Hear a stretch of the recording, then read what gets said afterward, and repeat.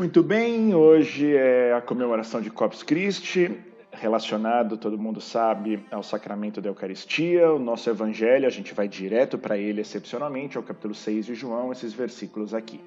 Jesus vira e fala: quem comer deste pão, ele está se referindo ao corpo dele, viverá eternamente.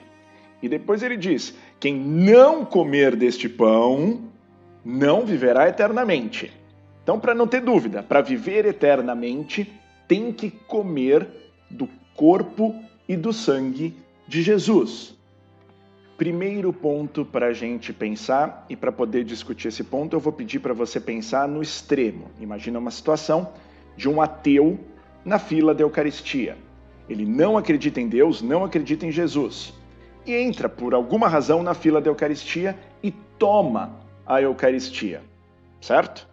Esse ateu tomou a Eucaristia, ele terá a vida eterna? Se faz essa pergunta.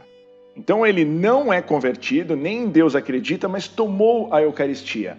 Ele terá a vida eterna por ter tomado a Eucaristia? E imagina, num cenário extremo, que esse mesmo ateu, sem jamais se converter, sem jamais passar a acreditar em Deus, e aí o passo seguinte ainda mais importante, sem jamais acreditar em Jesus, por alguma razão, vai periodicamente e entra na fila da Eucaristia e toma a Eucaristia. Esse ateu terá a vida eterna? Esse é um ponto relevante para a gente entender e dar o valor exato e máximo à Eucaristia. Se você acredita que sim, que esse ateu terá a vida eterna pelo fato de ter tomado a Eucaristia, saiba que isso tem sérios problemas. O primeiro deles é: como é possível alguém não convertido, só por ter tomado a Eucaristia, ter a vida eterna? A pessoa não acredita em Jesus. A Eucaristia teria o efeito de fazer aquela pessoa contra a liberdade dela, porque bem ou mal ela tomou a decisão de não acreditar em Jesus. A Eucaristia teria o efeito de compensar isso, superar isso? Aqui você tem uma discussão de liberdade de um lado, liberdade de decisão de um lado, e um potencial efeito da Eucaristia. Nosso entendimento, e aí sempre sujeito humildemente a todo tipo de correção, é o de que a Eucaristia não tem esse efeito. E aqui alguns outros paralelos, e com isso a gente pula para o nosso segundo ponto. Eu abri aqui a Bíblia da Ave Maria online, fui para o livro do Êxodo, capítulo 11. Aqui é a passagem, em que se narra a vinda do anjo exterminador e a imolação do cordeiro, o banquete do cordeiro. Deus havia dito por meio de Moisés para o povo hebreu que, alguns momentos depois, fugiria do Egito. Esta noite passará o meu anjo exterminador. Vocês tomarão do cordeiro, um cordeiro perfeito que tinha que ser preparado, era um banquete, aquele cordeiro tinha que ser comido. Com o sangue do cordeiro, vocês vão aspergir as portas e o anjo exterminador não atacará, não passará pelas famílias cujas portas tenham sido marcadas com esse sangue do cordeiro. Presta atenção numa passagem, eu estou no capítulo 11 do livro do Êxodo. Quem vai ser protegido? Vai ser protegido só quem for israelita. Quem for egípcio não será protegido. Mas e se o egípcio ouvisse, ficasse sabendo e também pegasse o sangue do cordeiro, preparasse um cordeiro para comer e aspergisse na sua porta, ele não seria protegido? Não, ele não seria protegido. E Deus fala isso claramente: sabereis assim como o Senhor fez distinção entre os egípcios e os israelitas. Essa passagem é fundamental porque ela mostra duas coisas. Não bastava simplesmente preparar o cordeiro e comer o cordeiro e aspergir a porta. Num primeiro momento, antes disso, aquilo era para os israelitas. Ou, se você preferir um outro termo, para os filhos, a descendência de Abraão. Então você tinha que ter duas coisas: a descer da descendência de Abraão, e dois, preparar o cordeiro, comer o cordeiro e aspergir a porta com esse sangue salvador. Atenção, pessoal. São duas coisas independentes. Se um israelita fosse israelita, filho de Abraão, descendência de Abraão, não preparasse o cordeiro, ele não ia ser salvo. O anjo exterminador ia também pegar o primogênito desse israelita. Por outro lado, um egípcio que tentasse preparar o cordeiro e aspergir a porta com o sangue do cordeiro, também não ia resolver, porque ele não era israelita. Então são duas coisas.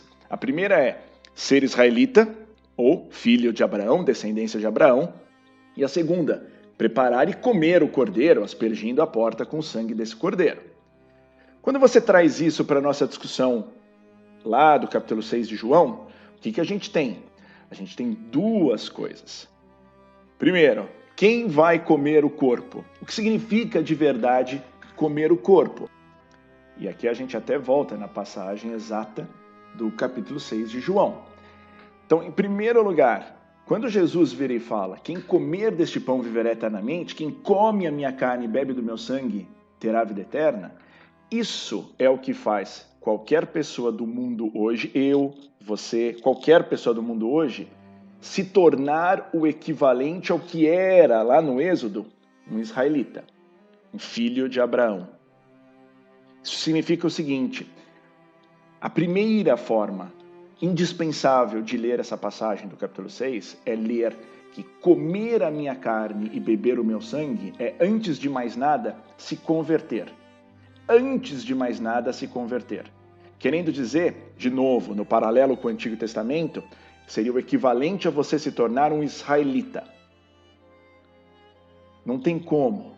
A gente sempre fala, para você ler a Bíblia, você precisa ter em mente o tempo todo, ou as passagens se referem à conversão, ou a receber o Espírito Santo, ou a transformação. Aqui, num primeiro momento, a gente está falando de conversão.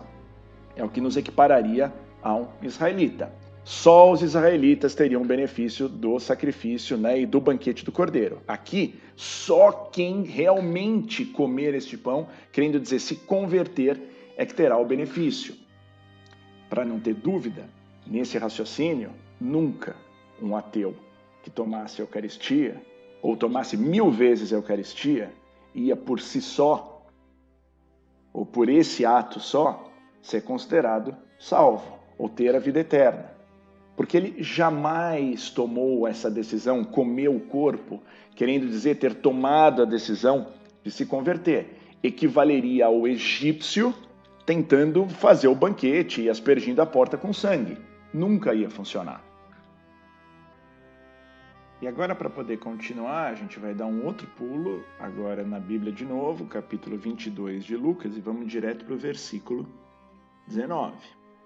É a narração da Santa Ceia.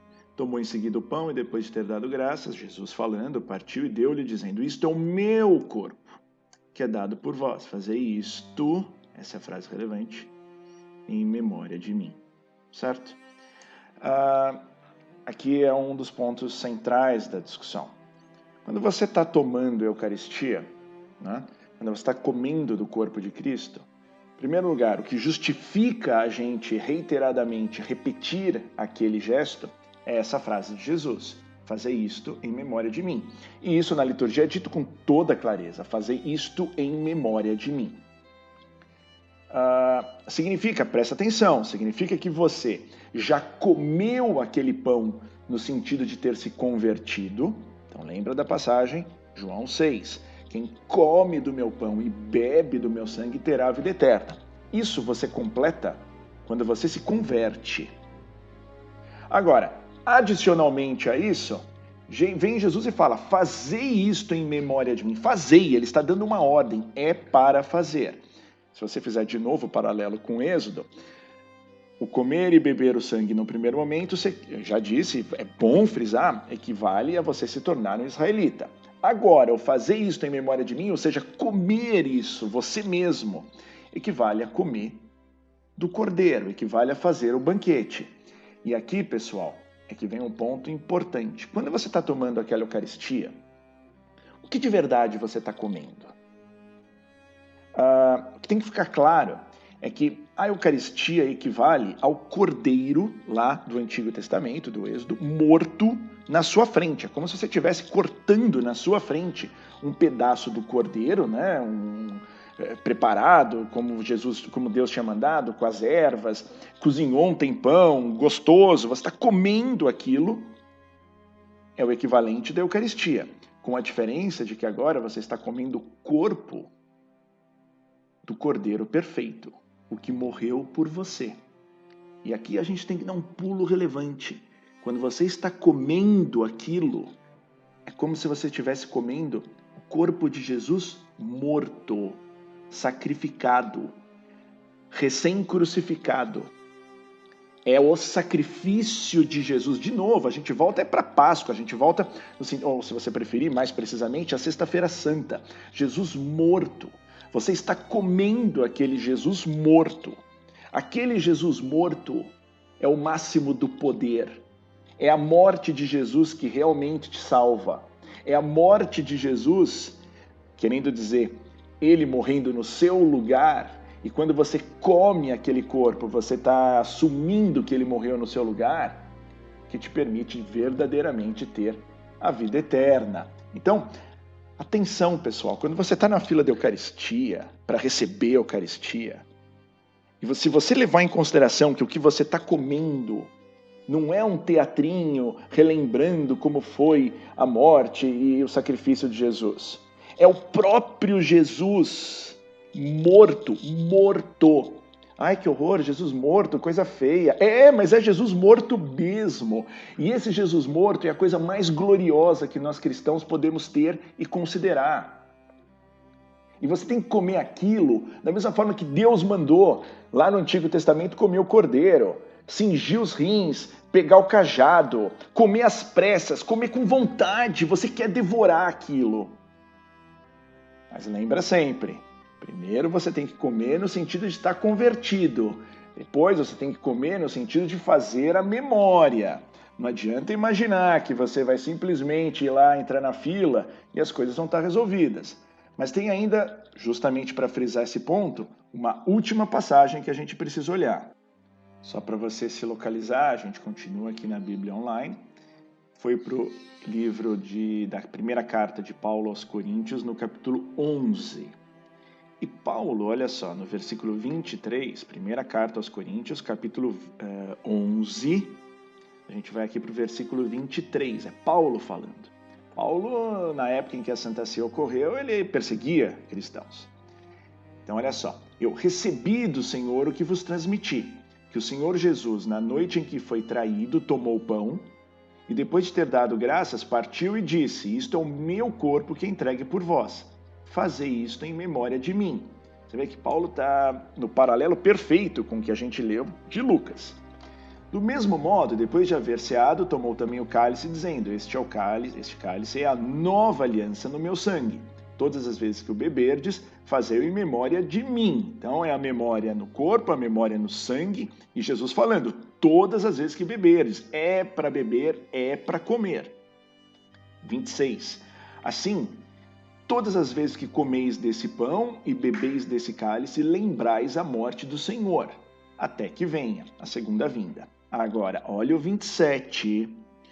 Portanto, todo aquele que comer o pão ou beber o cálice do Senhor indignamente será culpável do corpo e do sangue do Senhor. Que cada um se examine a si mesmo e assim coma desse pão e beba desse cálice. Aquele que come e bebe sem distinguir o corpo do Senhor, come e bebe a sua própria condenação. E aí Paulo ainda continua, esta é a razão porque entre vós há muitos adoentados e fracos e muitos mortos.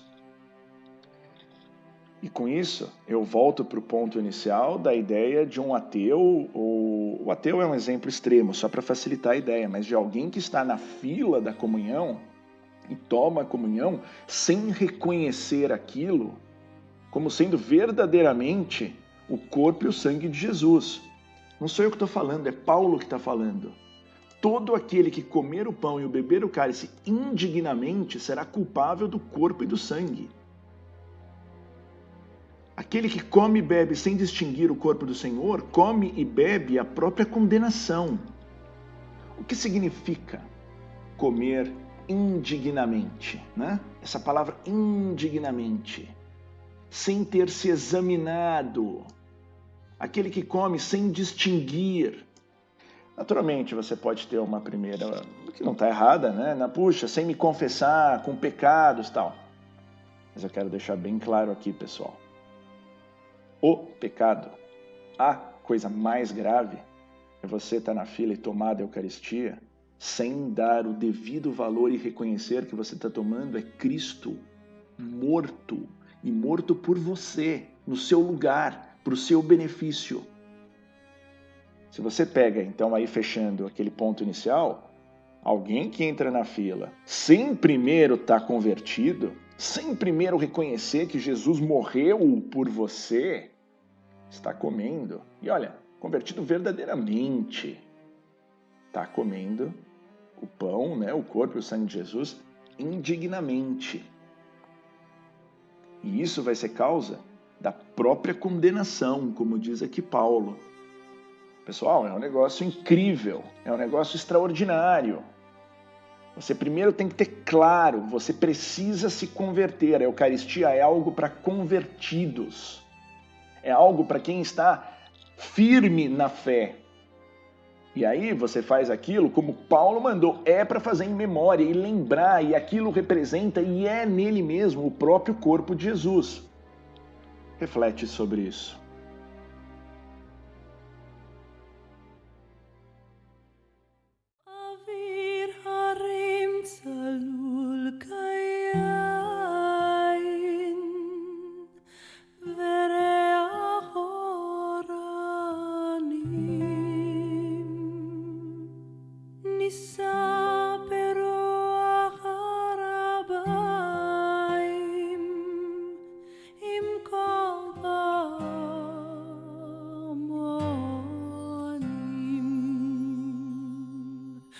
Tardemat ilan va even